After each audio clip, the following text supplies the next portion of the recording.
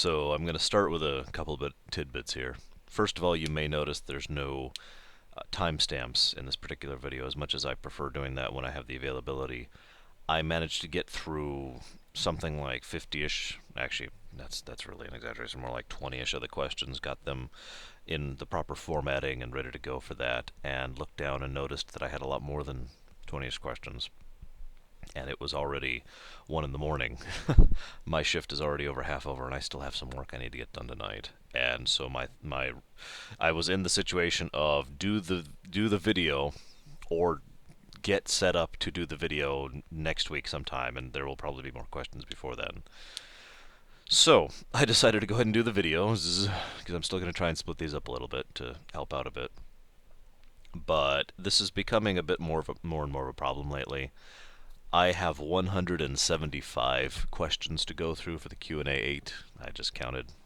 Last week I had 132, and the number has been increasing and been in the gargantuan category for quite a while. This is becoming difficult to handle, and to be honest with you, I would keep doing it if I still had the time to, but time is starting to become a problem. And on top of that, there are several reviews I want to get done before I lose the ability to do these videos at all, as far as time constraints are concerned. Those would be, for anyone who's curious, Diablo 1, 2, and 3 reviews, as well as the Mass Effect 1, 2, and 3 reviews. These are the ones I really want to punch out, and have every intention of doing so. If things turn out well, if I'm over reacting, if things aren't going to hell, like it seems like they're doing, I will continue doing these videos, and I'll try and get back to my standard of my own levels of quality, but at the moment, I just can't. I don't have time. So let's go ahead and get started on these questions. And the first bundle here is going to be relatively organized, because like I said, I started, and then I noticed that I was not even a third of the way through the list of questions. I was like, okay, I can't do this. So anyways, first question here.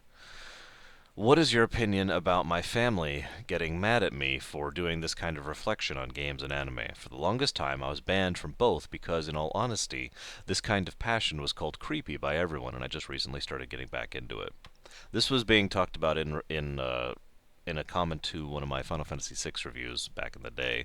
And by the way, a quick side note, I do have email notifications of comments, so if you're trying to get a hold of me via comment, it doesn't matter which video you comment on, I still get the notification. Just FYI, heads up there. As with all things, I say it is within moderation that you can find the level of not... It is within moderation that we can find a balance in the level of non-extremism. But no, in all seriousness, all things in moderation, you know. Yes, I do go very in depth mentally and emotionally within a lot of these games that I get into, and I do become emotionally invested in them. However, even that is tethered to reality. Even that is something that is within a level of moderation. It is still a game. It is still, a movie or a book or whatever. It is still something that, while I care about it, because again, moderation means in the middle. So it's not like this doesn't matter. It's not over here. It's not like, this is irrelevant or stupid or pointless, or I should just not care about it, as some people seem to think. And it's not over here, too, where this is the only reason I keep breathing. It's right about here. And this is the hard part, getting it into this area. As long as you have expressed your passion, your interest, your engagement in moderation, I see nothing wrong with it personally, and that's my opinion on the matter, and that's all I can say here. Next question here. What is your email? I am not answering that question. In fact, in general, the vast majority of personal questions, such as and there have been several of these. What's your name? Where do you live? How old are you? These kind of questions I do not answer for a lot of reasons, but not the least of which being I'm not going to just give that information out on the internet if I don't have to. So, next question. Can you sing? I used to be quite a good singer. My vocal cords have gone out of practice, and my lungs capacity isn't where it used to be. But I did used to sing. If any of you have ever seen Jekyll and Hyde, the musical, I played Jekyll and Hyde. I also did. This is back in the city I'm not going to name, but it wasn't a school thing. This was for the local theater, so still not big, but not school related either. I also played the Phantom in Phantom of the Opera. That was a hard role to do. Really, a lot of lung capacity. I had to do a lot of stretches, if you know what I'm talking about. But you know, I did used to sing, and I still can sing a couple of songs from memory, but not very many. How did you feel about the final season of Deep Space Nine? I'm not sure where the tone of this question was coming from, because I did like Deep Space Nine in general, and I did enjoy the last season a great deal. I found it enjoyable. There was only one complaint I had in the whole thing, and that was the sudden change in Ducat's character, which, and I've discussed that before, and there was a behind-the-scenes reason for it, and I understand it. I just didn't like it. Otherwise, I had no real problems with it. Actually, there was one other episode I felt was out of place. The other shapeshifter, played by the man who played Martok, I didn't like that episode. I thought it was unnecessary. I don't think it added anything to the series, especially given the direction they already knew they were going in with Odo. So, shrug. Did you watch the new Legend of Korra series? No, I did not. I am aware of it. It's a continuation, or however you want to think of that, of Avatar: The Last Airbender, and I never got into that show either. And I'm really picky about the TV shows I do watch, so never actually made time for it. How long would you say your hair is? Well, as you can see in the front here, this is just about how far down this goes. I can't actually rotate fully thanks to the limitations of the thing. Okay, you can barely see down there. It goes down a little bit further than halfway down my back because you can't see all of the strands back here, especially down in the middle. But that would be how long my hair is. You mentioned in the previous Q&A that you'd prefer to live in the Star Wars universe as a smuggler. Or, you know, just a shipping concern or something like that. But yeah, that type of thing. If so, what would you name your ship? And he gave some suggestions. The Kefka's Bane, the 6th Final Fantasy, the Aluminum Dodo. Honestly, I tend to prefer very simple names, very basic names. And in fact, one of my characters' names is Base, B-A-S-E. But I would probably go with either the Frontier or the Freedom, given my option on the matter, because that is exactly what it would mean to me, is the freedom to live and be and do, and it would be enjoyable. Next question. Do you know about Homestuck, the webcomic, and do you read it? I am aware of it. No, I don't read it. I am also very picky about my webcomics. I don't have a hard and set rule. The list I gave the other day should probably give you an idea of how random my tastes are as far as webcomics go, but I never got into that one for some reason. Speaking of which, did you read Dominic Deegan Oracle for Hire, and do you remember a webcomic by the name of RPG World? I do not read DDD, or DDO, I guess I suppose that is. DDOH, maybe? Anyways, never got into it. I did actually read RPG World. It is a shame it ended up stopping before the story was actually finished. I hate it when stories of any kind do that. Webcomics tend to have that problem more than most. In fact, Captain SNES took like a 2-year hiatus, which was terrible because that is my favorite webcomic and has one of the most engaging stories I've ever seen. I'm glad it continued, and I wish RPG World would be finished one of these days, but that's never happening, of course. And I understand why fully. I'm not complaining. It's just a shame, you know. You, who would you say were the most dislikable characters that you would have shot dead in Battlestar Galactica? Shoot, I suddenly can't think of his name. Beltar? Shoot. I can't think of his name. My goodness. Let's see if I can just do this here. It was Baltar. Baltar, first of all. The one chick the one female admiral, whose name I can't think of, who did actually die during the course of the series. And I'd probably go ahead and say Adama. And I have my own reasons for that, which I'm not going to share. But very few of the characters endeared themselves to me. They are all very realistic. And so I didn't really enjoy most of them. So that list would probably be larger than I'd like to admit it to. Next question. Why do you continue to torment your viewers by taunting them with your colossal drink?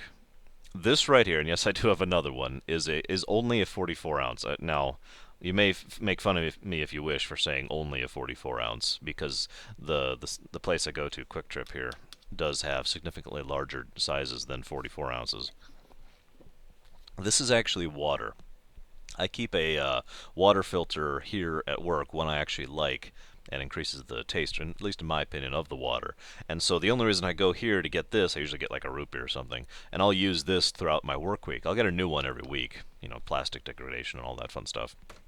But that's all that is, you know, nothing fancy here.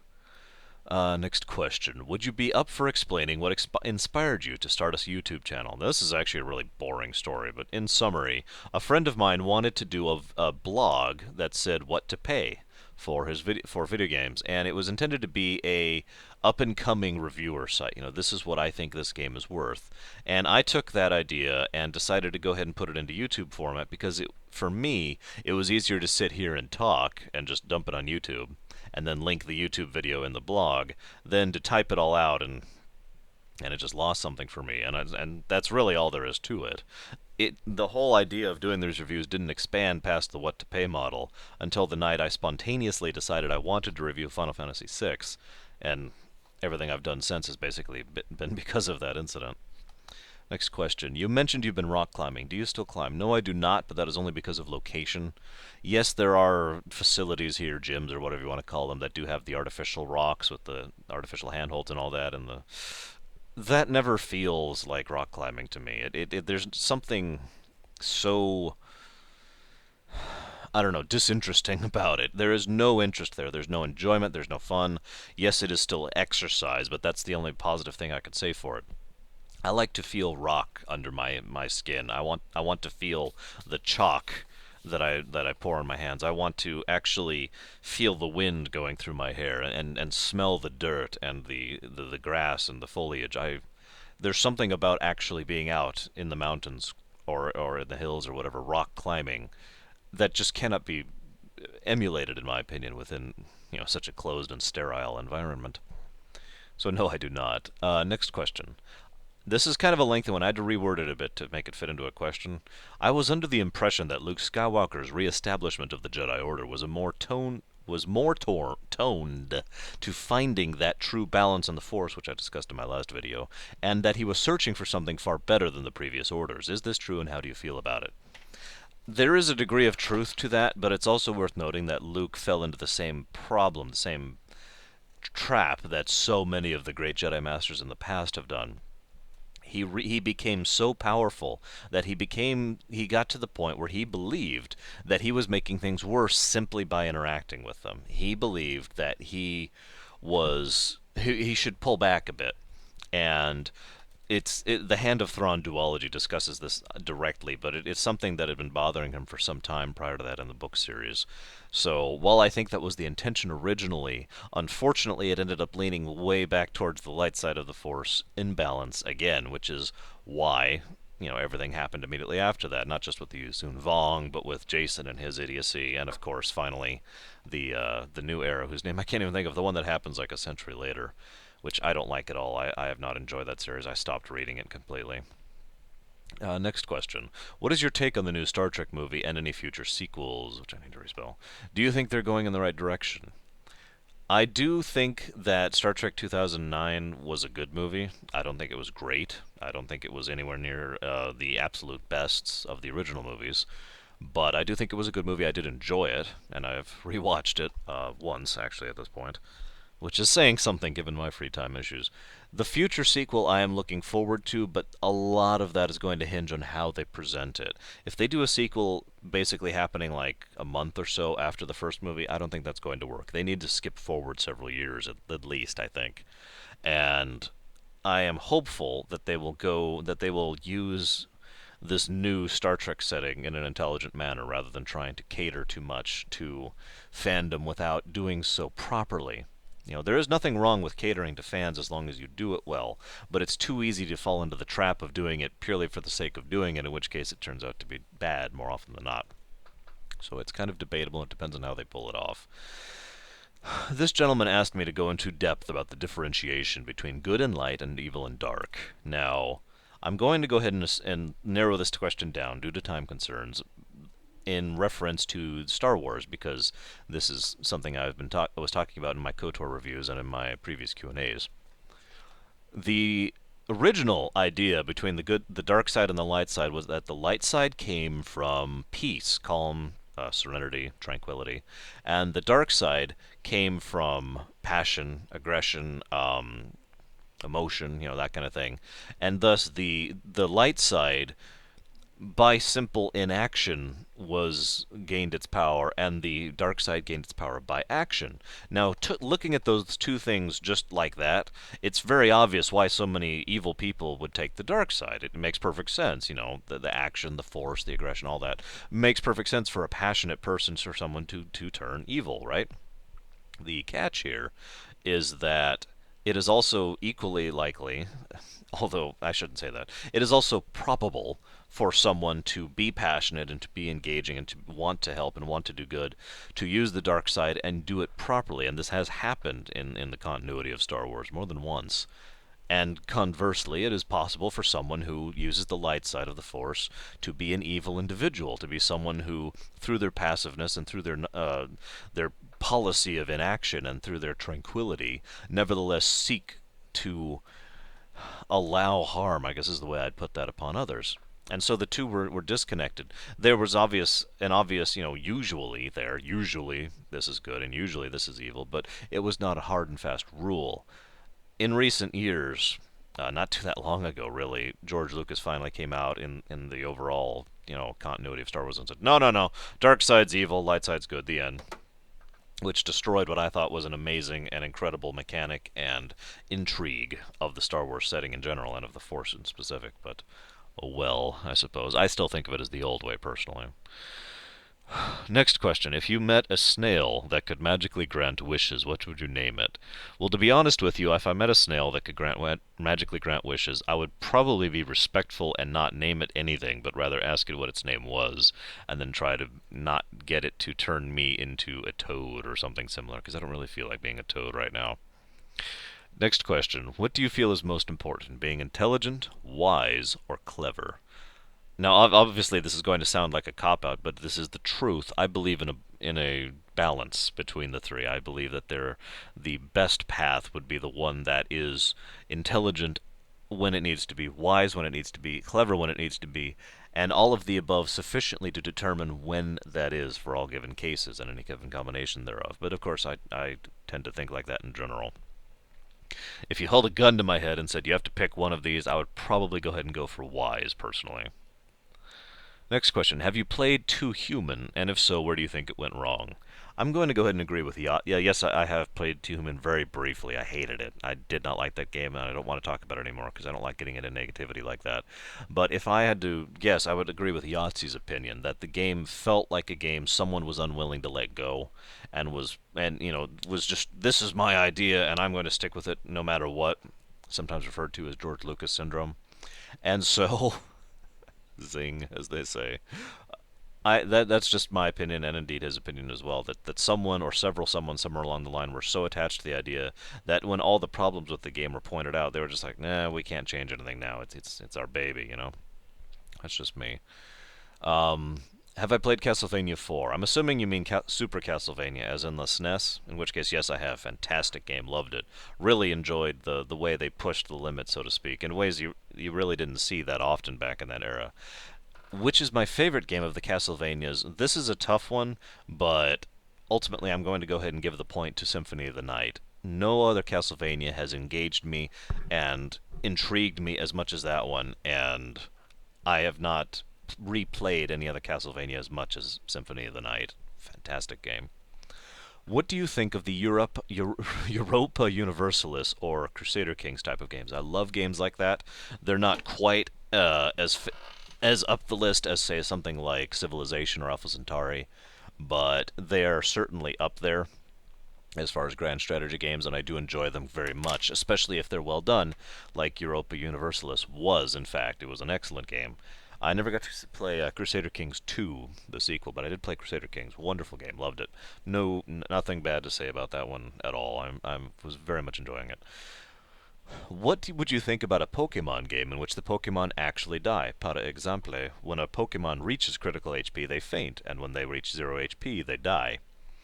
Now, there is something, I don't remember the name, unfortunately, but there is a sort of challenge.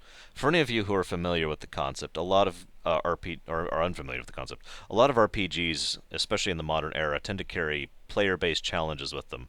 Final Fantasy VII and Final Fantasy X are two of the most well-known ones. No sphere grid, no materia, no level. There's actually acronyms to spell out exactly what the challenge is you're doing. And it's artificial limitations that the player puts on themselves to make the game more interesting, right?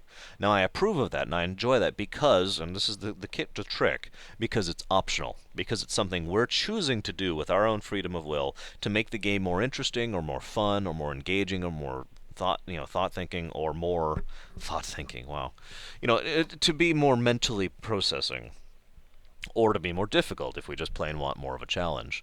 There is a version of Pokemon Challenge Mode that is like that, where you behave as though any of your Pokemon, if they faint, they are actually dead, and what you have to do is go to town and release that Pokemon and go grab a new one.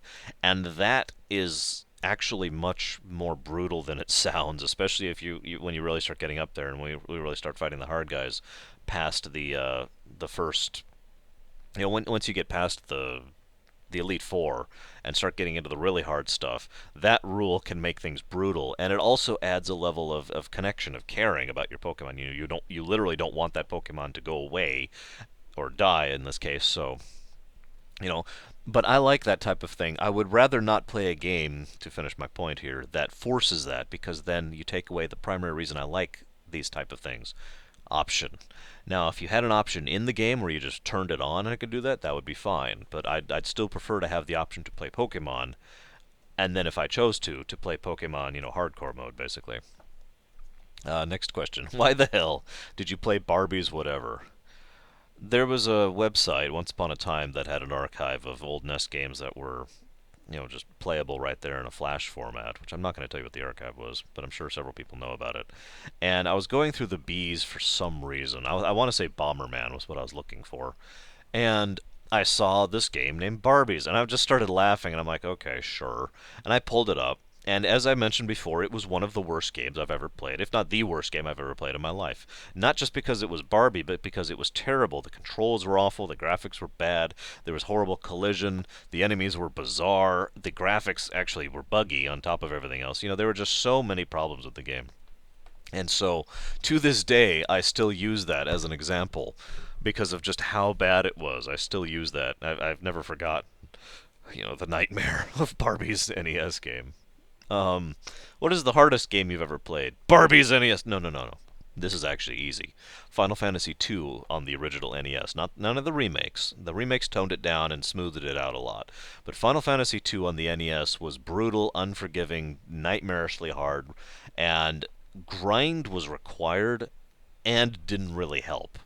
So FF2 on the NES was brutal. Now, it's worth noting that when I played and beat that, which I still consider a mark of pride to this day, the trick that you could do, I don't remember how it worked, but there was a trick you could do to level yourself up within like a single battle or something like that. Didn't know it existed, had no idea about that. So I played with no cheats, no tricks, no nothing, pure legit. And, yeah. Next question. Have you ever played the Digimon games or watched the series? I did play a couple of the Digimons. I don't remember which. Or maybe it was just the Digimon, the first one.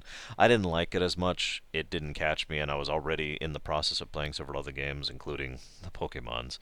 But didn't really catch me. I didn't really enjoy it that much. I did watch the series a little bit, and as much as it looked like it had potential, I didn't really have time for TV even back then, and so I just kind of let it fall.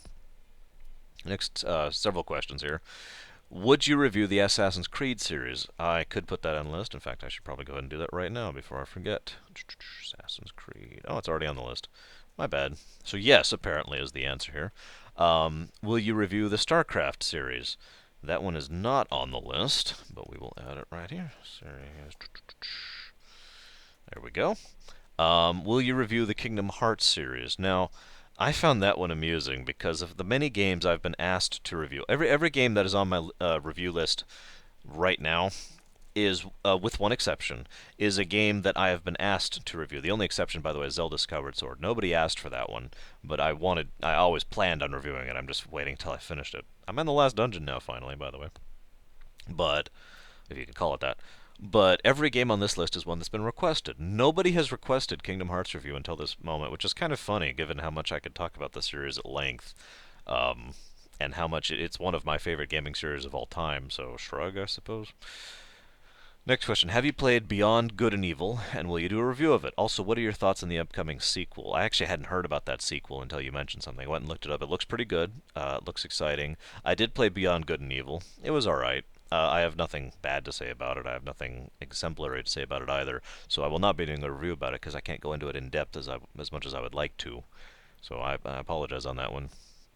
Speaking of which, next question: have you played the Darkness games? And I guess there is a new Darkness game that just came out relatively recently. No, I have not. It's not about the question asker asked if I didn't like it because it was too morbid or gory or whatever, but it's not that. The game just didn't look interesting to me. I didn't see anything that caught my attention, and so I just kind of let it fall to the wayside. Next question. This gentleman was asking about the Valhalla Knights Elder Saga game specifically, which is on the Wii, I believe, and my opinions on the story aspect of the game. Now, unfortunately, I have not played that game. The Valhalla Knights series is one I've only barely gotten into, if indeed you could call it that at all, especially in more modern times. So I'm afraid I don't have any comments to give on that. I do apologize again. This gentleman asked a rather lengthy question, which basically boiled down to what did I think about Torchlight 1 and Torchlight 2? Would I recommend them? And do I think the multiplayer aspect that they're adding in Torchlight 2 will work well? I liked Torchlight 1, but I will never play it again, if you know what I mean. It almost falls into that Flash game category. It was fun, make no mistake, and I enjoyed playing through it, and I enjoyed getting to the bottom, and it was fun. It was a Diablo clone, blatantly and unforgivably, or not unforgivably, unremorsefully, I guess. They never tried to unapologetically. There we go. It was unapologetically a Diablo clone, which was fine. It was still fun. It was still enjoyable, and a perfect example, by the way, of what I've always said: that if you're going to rip something off, it doesn't necessarily matter, so long as you do it well. And so Torchlight was a fun game. Torchlight 2 looks like a fun game. It looks like Torchlight 1 with multiplayer and more zones, and I'm really looking forward to it. I've already purchased it, actually, as have two of my friends, and we are going to be playing it together. So I suppose that would be yes, I would recommend the games for anyone who liked Diablo 2 specifically and wants just a mindless, I want to go dungeon crawl. The story element of Torchlight 1 is so threadbare that it could literally be considered not existing, in my opinion. Yes, there is a story. Um, I don't know about Torchlight 2 if there's a real story there, but Torchlight 1 is a dungeon crawler. If you want to go have fun and get gear and play Diablo 2 without a story, then go for it. I do recommend it. If you could make any changes to Mehrunes Dagon or Alduin from the Elder Scrolls series, what would you change, if anything? I would make Alduin slightly either more or less of a character.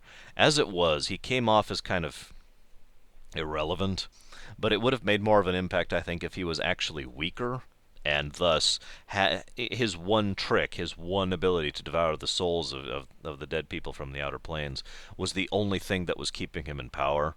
And thus, once you finally face him there and hunt him down, he's a joke, and you stomp his face in, and you get to have actual character dialogue with him as he pleads for his life and all that sort of thing. I thought that would have been more interesting. Conversely, making Alduin actually the world of eaters, the world eater or whatever they were calling him, making him actually the massive threat he was supposed to be, would also have been more interesting. And having an actual epic finale and battle with him would have been awesome if they did it. As far as Mehrunes Dagon, I don't think I would have changed anything about him. He was basically spot on, especially with the already existing lore of the Daedric princes, and I didn't really have any problem there. What are your top 5 attractive and appealing video game characters? Now, I discussed this with a friend of mine. I have a feeling that my first thought is the one that I am misinterpreting of this question. But I'm going to go ahead and continue forward with that misinterpretation, which is attractive and appealing in the sense of a character, in the sense of personality, in the sense of what characters really stick out in my mind as excellent characters. This list would include James Raynor from the StarCraft series, probably the pinnacle example of the someone who cannot be the Mario, but is in his heart the Mario. And just because he can't be it doesn't mean he doesn't try. He never actually gives up. He never actually submits, at least not for any period of time. He accomplishes things that no human should be able to do in that setting. And it's also worth noting he's a human in a setting that includes Protoss and psychic people and fleets of doom and the Zerg and whatever is going on with the Dark One for that matter. So the mere fact that he perseveres and manages it is very admirable, and I find him an absolutely amazing and awesome character. Speaking of which, we're going to go ahead and put Mario on this list for the reason that I call that character type the Mario. I've already discussed that, so we'll just move on from there. Next character on this list would be Samus Aran. because, as I've said before, Samus is a character who has a surprising amount of characterization and personality for someone who, until Metroid Other M, basically didn't have any dialogue. And by the way, we are ejecting Other M from this. That doesn't count. Doesn't exist. Aside from Other M, she is a really well developed, very well designed, surprisingly emotive character who is female, but her femaleness is never relevant per se, you know. And I liked that, and I liked her, and I like her games, and so all kinds of awesome there. Next character on this list, and I'm starting to have to really think about this because shrug, but these are video game characters, so I'm at least a little bit limited here. Next character on the list would probably be Kefka from Final Fantasy VI. In all of fiction, across every medium that I can think of, I have never found another character that is quite the particular flavor and brand of crazy that Kefka is. I've seen several characters emulate it. I've seen several characters come close to it. I've seen several characters, be reaching for that level of ideal. But Kefka is a particular variety of showy and charismatic and brilliant and powerful and insane and crazy, and it's a very particular mix there that makes him surprisingly enjoyable. He's one of the reasons I've always said Kefka does not qualify as a complete monster is because you actually cheer for him whenever he's on the screen. You're like, yeah, Kefka, go! And he also, by the same token, manages to a level of brutality without going overboard, without approaching squick or without going into the levels of gore or unnecessariness. But so he comes literally right up to the line there in sheer brutality and ruthlessness. And, all I have to say about that is Kefka reshaped the face of the world more or less because he could, to prove a point, and trying to find more of a reason behind that, just doesn't happen. So, anyways, I'm babbling a bit. Kefka. Now, the final one, I've been thinking about this for a while now, and I've been debating, because there are a lot of characters that I do find appealing, that I do find interesting, that I do want to, see more of, if you know what I mean. But of all the ones I was thinking of, I'm going to have to go ahead and cop out here, basically, and give the final slot to Link from Legend of Zelda, but only some of the Links. Because obviously all the Links are different, with a few minor exceptions. But Link as an overall character type, whenever he's done properly, is awesome. Perfect example: Twilight Princess, the Link to the Past Zelda, several of the Game Boy games. Spirit Tracks comes to mind, especially on that one. There have been several games. Oh, and Wind Waker. There have been several Zeldas where the Link is awesome, fully and every much so. Doesn't quite approach the Mario in terms of personality, but he doesn't have to because he's Link. He's his own thing over there. And I could keep going. There are several others I could list, but let's just go ahead and stop there and move on. Someone asked 3 times, actually, if I would do a video on console gaming versus PC gaming. Now, I'm going to go ahead and clarify something really quick here. I do not think it should be, and this may be getting into semantics, so I do apologize, but I'm not trying to pull it tactically here. I'm just being honest. I do not think it should be console gaming versus PC gaming. As any of you should know at this point, I am a console gamer and a PC gamer. Actually, I tend to just call myself a gamer. The main difference in the flavor and the style between the two is a good thing. I do think we should have the different types of gaming. I do think we should have console games and handheld games, and yes, I do think handheld games should be considered differently nowadays. And PC games, and I do think that there is a time and a place for all three, especially if you have the time and the money to do so. But it is also worth noting that, for example, someone like me, playing a console game time-wise is extremely difficult to do because I have about 3 hours in my week now where I can sit at home and actually play one of my console games when everyone else is asleep and it's my days off and I have nothing else going on. I'm not working on my projects. I'm not working on my music. And I can actually sit and play a game. And that's it. That's my period of time for playing a console game because I have to be at the TV or monitor, actually in this case, which the console is hooked up to, and I have to set up for it, and I have to basically I can't multitask. I can't do anything else while I'm doing it, and so it is something that I don't do very often these days. By contrast, a handheld game is something that I not only can I carry with me wherever and whenever, but both the DS and 3DS and the PSP all have basically auto pause functions. You just close the case on the DS or the 3DS, or you hit the little button on the PSP. In both cases, it's the same basic thing. You can pause like that. If something happens, if you have to leave or move, or someone shows up, or if there's a phone call or whatever happens, you can just pause the game and then immediately pick it right back up where you were, which is an amazing feature. So handheld games are extremely accessible for someone like me. And of course, PC games, I've got my PC right here. I've got my PC at home, and so the availability there for long-term games, such as games that take several dozen hours of investment, is easier because I can do so. And indeed, PC games tend to have the same pause feature, with very few exceptions. There is usually a way to just pull up the menu or hit pause or save or whatever, right? As far as versus, again, I don't think it really should be called versus, but as far as the differences between the three, other than the obvious differences I just outlined, there's always been a flavor difference in Dragon Age. That's a bad example because that came out on the console. You know what? I am actually going to stick with that because, in my opinion, Dragon Age is a PC game. It plays like one, it feels like one, and that's kind of my point. Dragon Age, to use that as a specific example, feels like a PC game, even though it is also a console game.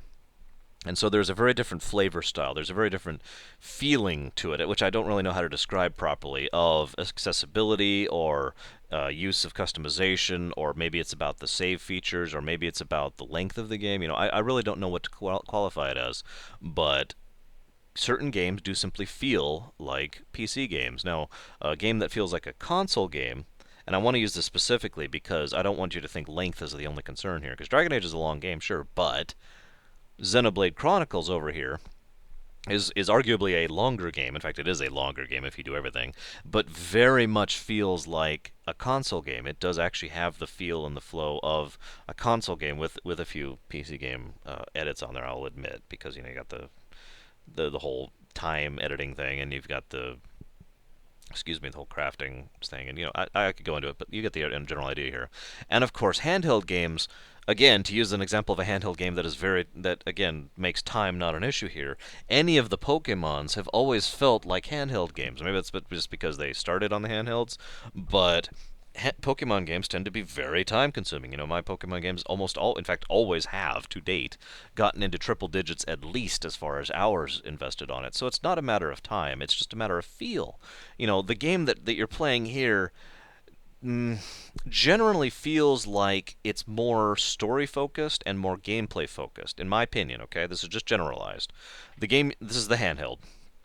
The game you're playing here on the console tends to feel like it emphasizes the gameplay aspect, the mechanics, making it interesting and engaging, and at the same time gives you a story that while it's not quite as tightly focused as the handhelds tend to be, it does tend to have that epic feel to it. It has the scale feel to it. You follow me here? And of course, finally, the PC games here. Here's the mouse. Tend to feel like games that are true investments of time. That you're sitting down not in a game, but in a world. Like Fallout or Skyrim are excellent examples here. These are games that you feel like you really put yourself into, and you devote yourself to. And there's a certain feel to the UI as well, as far as what it is you can do within a PC game and what it is you can do within a console game, because of the obvious differences in controls, which, by the way, is the third and final thing I'm going to talk about as far as the differences. A handheld game and a console game are basically the same thing these days as far as control schematic, but the general point is you have about I don't know how many it is, 10-ish, I guess, buttons, and that's it. You have 10-ish buttons. Dang it. Give me just a moment here. I have to get my keys out, aren't I, to log into this? Yes, I am. You have about 10-ish buttons that you can press, and none of those, there's usually an analog, there's usually a D-pad, but none of those, for example, are this. This basically defines PC gaming as far as I'm concerned. Not the keyboard, not anything else like that, but where is it? But the mouse. The mouse enables so much of a completely and utterly different level of control for a PC game than anything else possibly could, in my opinion. That's one of the reasons why RTSs, in my opinion, should be on the PC, because controlling an RTS with the mouse is so 100% completely different than controlling it on anything else. And yeah, I don't know what else to add to that. So that is the basic summary of that one, and I don't want to go too much further into it because I am trying to keep this within a level of reasonability here. But that I did think that was worth discussing, and now I'm going to go ahead and pause, I think, because I'm not labeling these things, and I want to keep these divvied up as best as I can. And goodness, I'm not even through. I'm not through anything. There's so many questions to go through tonight. Alright, so I'm going to go ahead and get started on the next video.